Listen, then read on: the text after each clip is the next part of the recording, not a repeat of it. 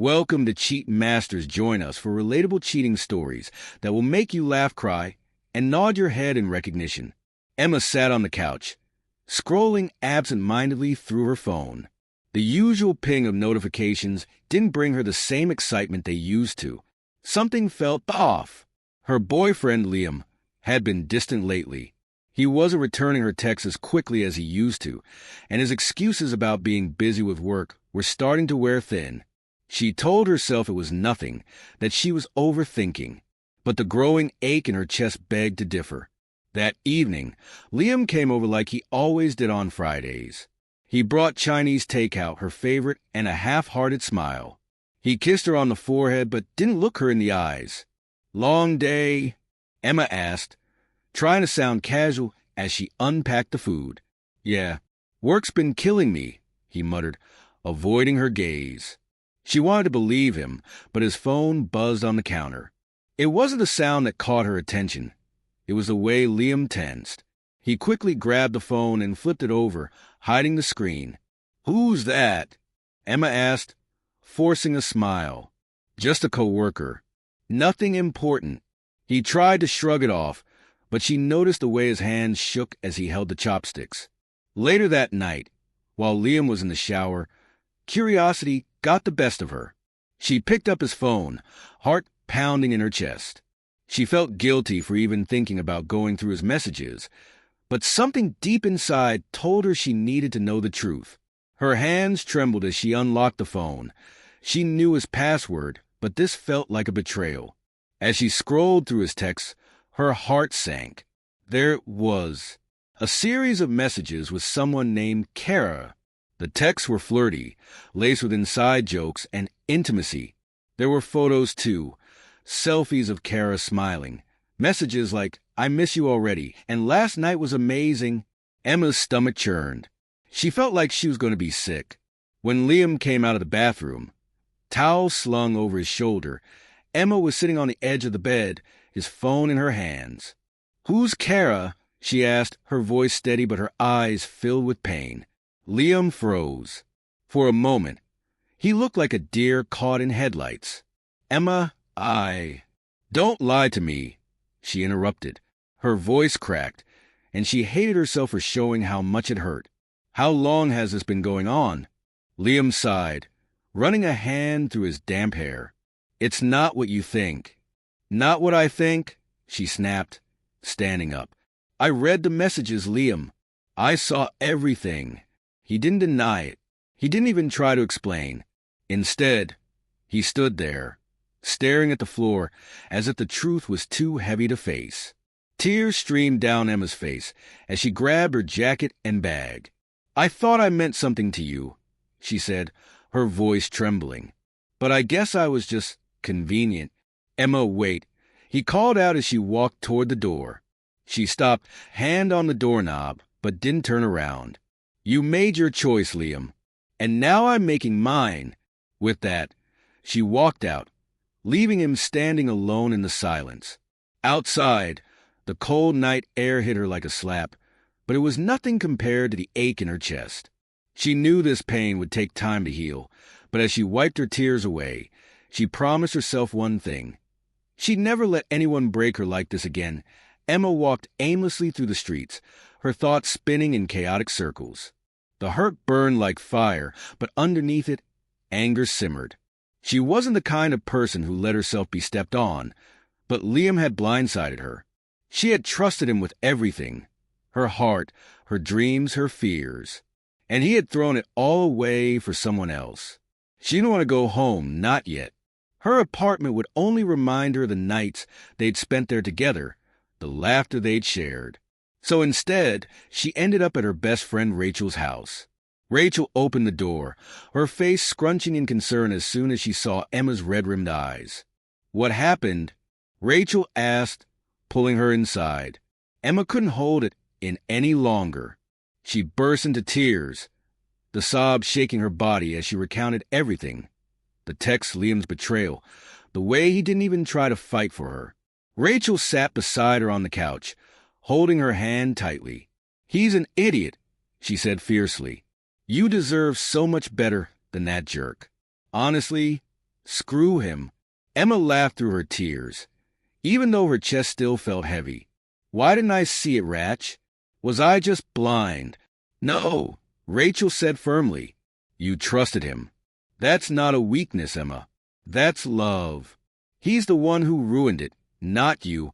Over the next few days, Emma struggled to put the pieces of her life back together. She avoided Liam's calls and deleted his number from her phone, even though it hurt to do so. The hardest part was resisting the urge to look at his social media, to check if he was still seeing Kara. But she knew better. Seeing him happy with someone else would only reopen the wounds. One evening, about a week after the breakup, Emma was sitting in her kitchen, sipping a cup of tea, when her phone buzzed. She hesitated before picking it up, half expecting it to be Liam. But it wasn't. It was Kara. The message was short but sharp. I'm sorry if I hurt you. I didn't know about you. Emma stared at the screen, her heart racing. She didn't know whether to respond or ignore it. Was Kara lying? Or had Liam lied to both of them? After a moment, Emma decided to reply. Did he tell you he was single? The response came almost immediately. Yes. He said he was in a bad breakup and needed someone to talk to. I had no idea you two were still together. Emma felt a strange mix of relief and anger. Kara wasn't the villain here. Liam was. He had played them both, stringing Emma along while pretending to be something he wasn't with Kara. For the first time, Emma felt a sense of clarity. She wasn't going to let Liam's lies define her or her worth. The next day, she packed up the last few things he had left at her apartment, an old hoodie, a book he'd borrowed, and a pair of sneakers, and dropped them off at his doorstep. She didn't bother knocking. She simply left a box with a note that read, I deserve better. Don't contact me again. Weeks turned into months, and slowly, Emma began to heal. She threw herself into her passions, painting, hiking, spending time with friends. She learned how to be alone without feeling lonely, and in the quiet moments, she started to rediscover herself. The version of Emma that wasn't defined by her relationship with Liam. One afternoon, while she was sitting in a cafe, sketching in her notebook, a man approached her table. He had kind eyes and a warm smile. Is this seat taken? He asked, gesturing to the chair across from her. Emma hesitated for a moment, then smiled. Not at all. As they began to talk, she realized something. She wasn't afraid to open her heart again. Liam had hurt her, but he hadn't broken her. And as she laughed at the stranger's jokes, she felt a spark of hope for the first time in a long time. Emma and the stranger, who introduced himself as Noah, spent hours talking in the cafe. He was easy to talk to, his laugh contagious and his demeanor gentle. He wasn't pushy or overly curious about her past, but when he noticed her hesitation while talking about relationships, he didn't press. When Emma finally glanced at her watch, she was surprised to see how much time had passed. I didn't mean to keep you this long, Noah said, smiling sheepishly.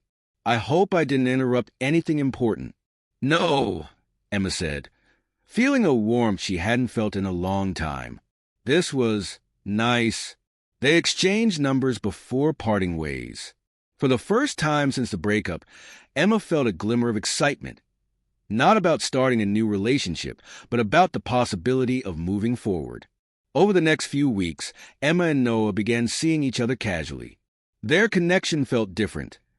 There was no rush, no overwhelming pressure. Emma was cautious, but Noah seemed to understand. He was patient and kind, always making her laugh and reminding her of the beauty in the small things.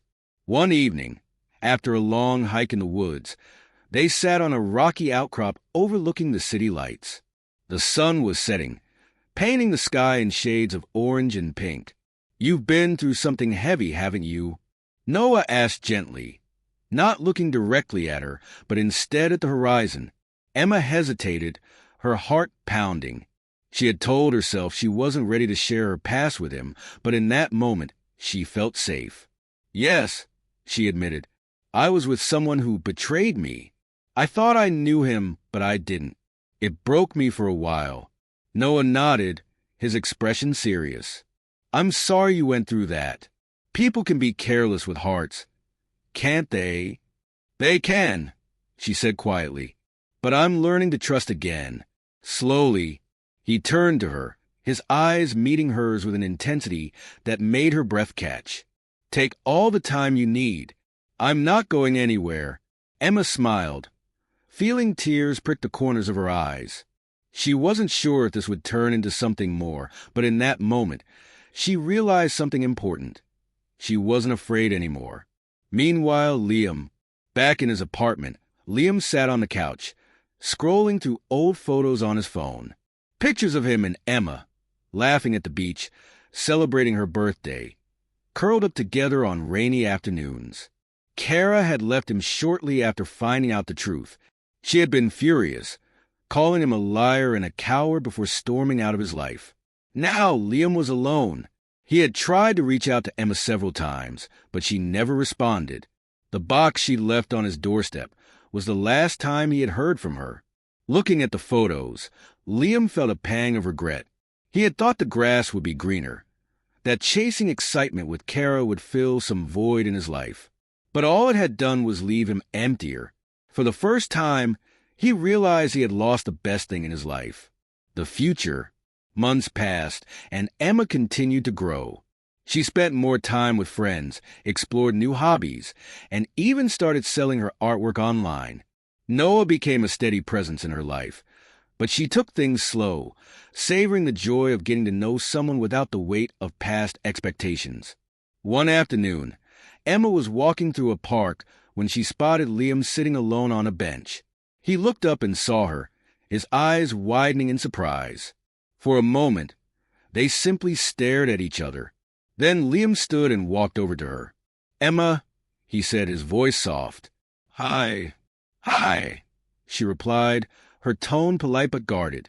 "You look happy," he said, his lips curling into a sad smile. "I am," she said simply.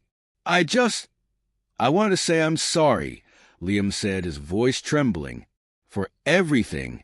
I was selfish and I hurt you. You didn't deserve that."